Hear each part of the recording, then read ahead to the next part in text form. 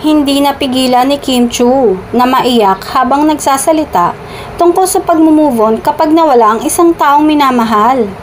Sabi ni Kim, naniniwala siyang anumang pangyayari sa buhay ng isang tao ay itinakdang mangyari.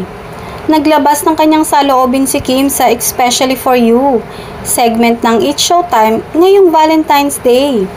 Ang searcher ay si Fe, isang babaeng pinagtaksilan noon ng asawa para sa ibang babae. Nagkahiwalay sila, pero nagkabalikan matapos ang 7 taon. Sinabi ni Fe na tinanggap niya ang mister para sa kanilang mga anak at dahil mahal pa niya ito. Naniniwala si Fe na kaya nagkahiwalay sila noong unang beses ay para maging matibay siya sa pangalawang beses na paglisan ng asawa.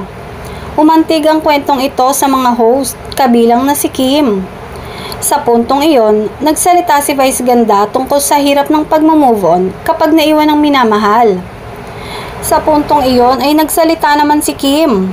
Bakas ang bigat sa dibdib ni Kim habang nagsasalita, kaya bigla na lamang siyang naiyak. Binanggit ni Kim na mas magiging madali ang pag-move on kapag tinanggap ng tao na ang anumang pangyayari sa ating buhay ay nakatakdang mangyari. Sabi ni Kim, tsaka lahat ng nangyayari sa buhay natin, di naman yun by chance or by accident. Sa puntong ito ay hindi na napigilan ni Kim ang pag-iyak at bumuhos na ang kanyang luha. Lahat naman ng nangyayari sa buhay natin is written. Ginawa na yun bago pa man tayo pinanganak, sabi pa niya. Naniniwala raw si Kim na kapag ganito ang pag-iisip ng isang tao, mas madaling tanggapin ang lahat ng bagay. May mga mapagmasid na netizens na nakapansin sa pag-iyak ni Kim dahil sa usaping moving on. Ang iba, nagkomento ukol sa recent breakup ni Kim sa kasintaang si Sian Lim.